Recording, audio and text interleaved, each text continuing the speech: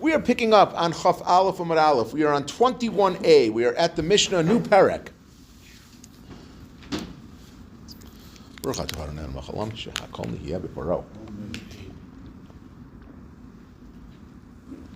Always hear people saying a bracha during the shir. I want to be one of those guys that did that. So, also went to Tom Tide tonight for Chai's birthday. So, yeah. So it was a birthday today. Yeah. Okay. So we went to Tom Tide to celebrate. So here we go. So anyway. Yes. So the Mishnah says, Hakarias Megillah, if someone is reading the Megillah, Omeid v'Yoshev, he can read the Megillah whether he is standing or he is sitting. Kara Echad Ukra Shnayim Yatsu, whether one person was reading it or two people reading it, meaning together, not like they were switching off, but they were reading it simultaneously, that is still good. And the Gemara is going to explain that it doesn't apply when it comes to the Torah. Malkum Shinagul Levarech Yivarech. Shalol Levarech Lo Yivarech. In a place where the minhag was to make a bracha on the Megillah, then they make a bracha on it. And this is talking about afterwards. Beforehand, everyone says you need to make a bracha. It's talking about afterwards, which we're going to get to tonight, what that bracha is. But Shalol Levarech Lo Yivarech. But the minhag was to not make a bracha. They wouldn't make a bracha. They would just make a bracha before. B'sheni v'chamishi b'Shabbos b'mincha kran shlosha. So on Monday and Thursday and mincha and Shabbos, they would have three people that would read. So and Rashi says over here that Ezra was masakin that they would read on Monday and Thursday because so that Klal Yisrael should go 3 days without having limud Torah. So he was masakin that they should be doing it. So on Monday and Thursday, on Shabbos minchas, you would have three people that would read. Ein poschem ehen, you cannot do less than three people. Ve'en mosif and then you can't add on to them either. Why not? And Rashi explains because people had to go to work.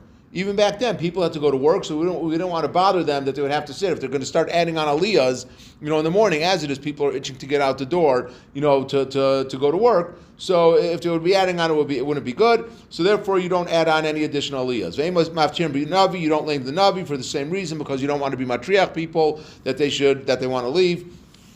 And on Shabbos mincha, the problem, the Rashi says, is because people would use the balabatim in those days. They would work all week in the fields. Shabbos would come, they would spend all day learning.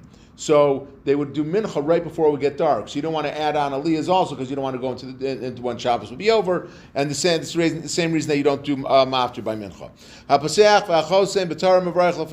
The person who starts the reading and the person that finishes the bracha, the reading, so they make a bracha before. The first person makes a bracha. And originally, like right now, we get an aliyah. So you get up, you make asher b'charbanim, you call amim, and then you finish laning, you say asher naslanu taras emes. It used to be that only the first person that would make the bracha of asher b'charbanu, and the last person would make the bracha asher naslanu taras emes. No one that got up in the middle would make a bracha. They would just get up and they would read different portions, but they did not get up and make a bracha. So the person that opens, the Torah says a bracha before and then afterwards. Okay. When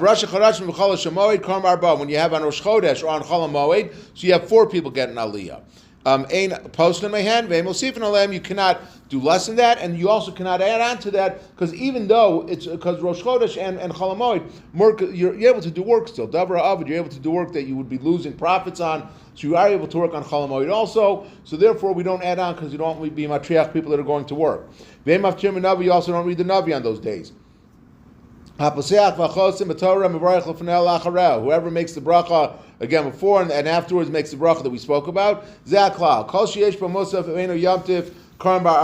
you have a day that you have Musaf, again, which would be Rosh Chodesh or Halo, and you don't have that you have Musaf, but it's not a Yom Tiv, so then you have four people are called up. Yom Tiv Chamishi, if it's on Yom Tiv, you have five people get an aliyah.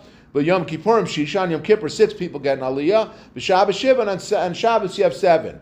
Ein poslim mehen, aval masif nalen. You do not do less than that, but you could add on to that. On Shabbos you could do Hosafos, and we see that very often, like by Simcha, people will add on. Someone has yard site, they'll add on to do extra aliyahs.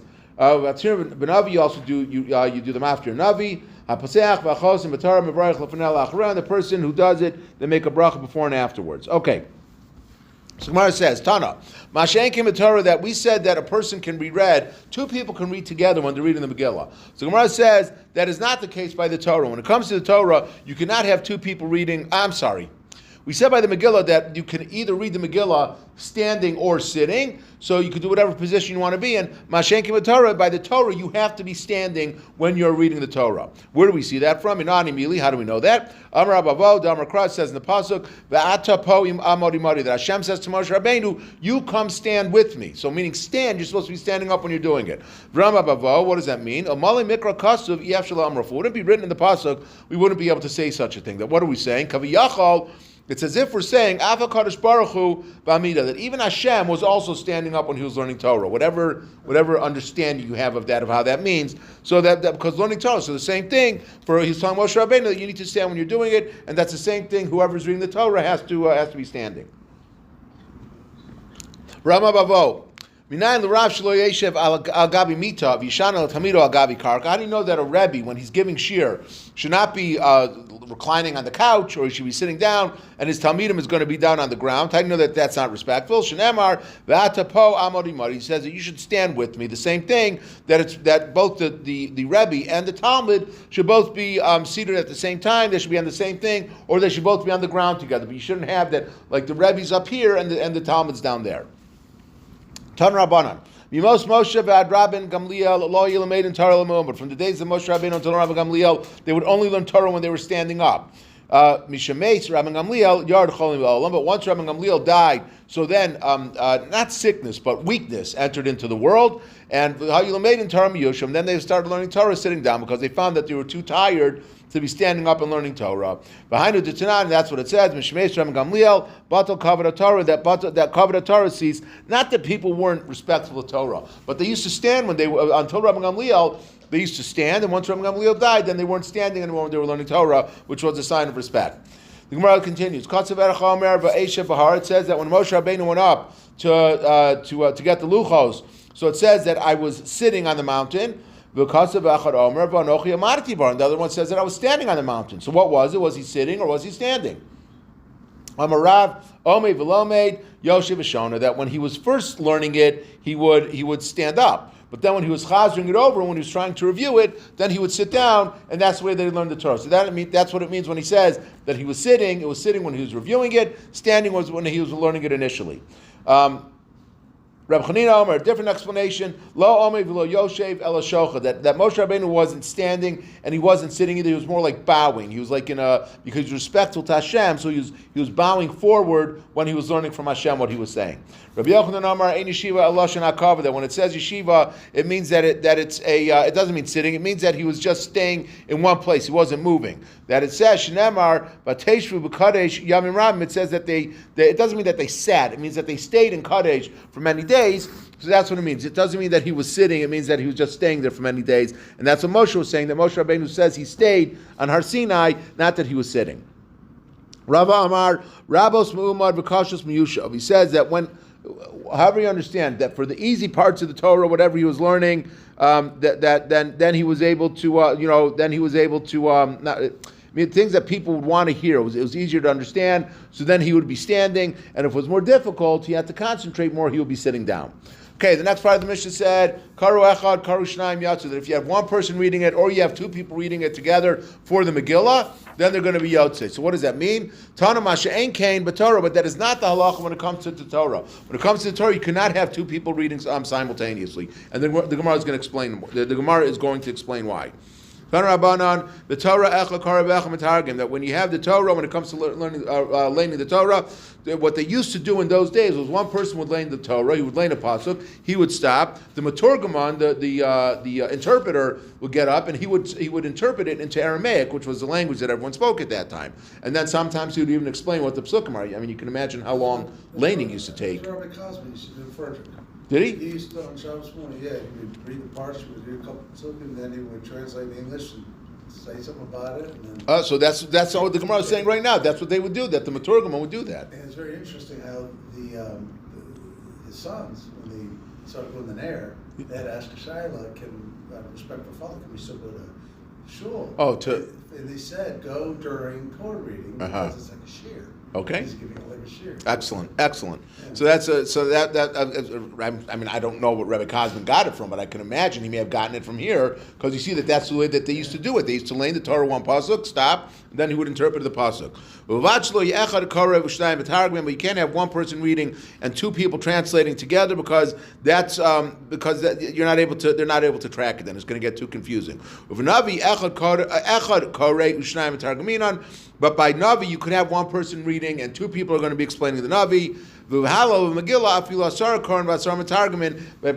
Megillah, you could even have 10 people reading and 10 people translating it. And the explanation is going to be because people are, I think the Gemara says, I'm sorry, the Gemara is going to say, my time, what's the reason? Kivan the Chaviva, Yavi died to Vishami, because since it's dear to them. People, the story of the Megillah is exciting. It's like, it's a cool story. Like, you see everything that's happening. So even no matter how many people you have reading, people are paying attention to what the story is. Hallel is a story that talks all about Yetzias Mitzrayim and the Geula that we had. So people are interested in that, so they're going to be listening to it. Next part of the Mishnah said, Malcolm Shanagul Levarech Yivarech, that in the place where they make a bracha, then they make a bracha. So Amar Abaye Lo Shana Lacharel. That's only talking about the bracha, so you would say after the Megillah. Aval Lefoneha Mitzvah Levarech, but before you're going to make a bracha. Damar Rab Yehuda Amar Shmuel Kol Mitzvahs Kulam Mevarech Alen Over Lasyasim. That every bracha, every mitzvah that you have, you're supposed to make a bracha before you do them. So my mashma the high over Lashon Daktumihu. How do you know that when it says over Lasyasim? How do you know that it means before? Where do we see that over is translated as meaning something that's before? Amar Rav Nachman Bar Yitzchak Amar Kra Vayaratz Achimatz Derech Hakikar Vayavor Es Hakushi. That Achimatz ran to go by the Kikar, and it says that he went before the Kushi. So you see, over means that he was before, that was preceding it. Abai Amar Mahacha, it's a different pasuk. V'hu Avar Lifneim, it says that he went before them. Again, going before them. V'yibai Semi Mahacha, V'yavar Malcolm Lifneihem V'Hashem Baroshim, that the king passed before them and Hashem was at the end. Again, it means that going beforehand that he would do it. Gemara says, what is the bracha that a person makes before he reads the Megillah, which we just did this a few days ago? Rav Sheshes Mikat Rizaya Ikla Lekami Ravashi. He was before Ravashi. Uvarich Manach, and he made the bracha. It's an acronym. Manach stands for Mikra Megillah, Sha'as Nisim, and Shach Yanu, which those are the three brachos that we make before we read the Megillah. Lachareh Ma'am Uvarich. What is the bracha that you make when you finish doing it? We say Baruch Atah Hashem Elokeinu Melech Haolam Harav Es Rivenu, who's going to take up any of the arguments that we have against us. V'Adanis Yineinu, who's going to judge for us. V'Anokim Esim Gaseinu, who's going to avenge for us. V'Nifralanim Mitzreinu, who's going to take vengeance against our enemies for us. V'Hamashalem Gumol L'Chol Ben Avshenu, who's going to give justice against all of the people against us who deserve it. V'Hamashalem Gumol L'Chol Avshenu Baruch Atah Hashem Hanifral Yisrael Mikal Tzarem, who's going to take revenge for Klal Yisrael against all of their enemies. And Rabba Amar Hakel Moshiach, he would end the bracha also Hakel Moshiach. So Gemara says, and with this will conclude, Amar Papa Hilkach Nemrena look to right. You should say the two of them together. Baruch Atah Hashem Hanifral Yisrael Mikal Tzarem Hakel HaMoshiach. Now, if you want, we can start singing Shoshanas Yaakov. Okay, we will continue tomorrow night.